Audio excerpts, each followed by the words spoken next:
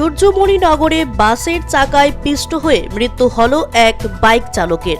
Traffic police এবং পরিবহন দপ্তরের সচেতনতার পরও রাজ্যে সড়ক দুর্ঘটনার কমার নামই নিচ্ছে না। শনিবার দুপুরে রাজধানী আগরতলার পার্শ্ববর্তী সূর্যমণিনগরের অন্তর্গত বাবল চৌমুহনী এলাকায় আগরতলা সাব্রুম জাতীয় সড়কে দুর্ঘটনায় মর্মান্তিক মৃত্যু হলো এক যুবকের।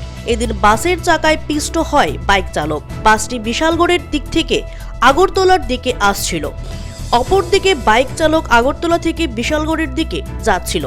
প্রত্যক্ষদর্শীদের অভিযোগ, বাস চালক অন্য গাড়িটিকে ওভারটেক করতে গিয়ে বাইক চালককে ধাক্কা মারে। তখন সে বাইক থেকে ছিটকে বাসের চাকার তলায় পড়ে যায় এবং মাথা ফেটে ঘটনাস্থলে মৃত্যু হয়। পরবর্তী সময়ে পুলিশ এবং অগ্নি নির্বাপক দপ্তরের গাড়ি পৌঁছে মৃতদেহটি ঘটনাস্থল থেকে নিয়ে যায়। মৃত যুবকের নাম সম্রাট উরাং, বয়স 40 বছর। তার বাড়ি হরিশনগর চা বাগান এলাকায় বলে প্রাথমিকভাবে জানা গিয়েছে।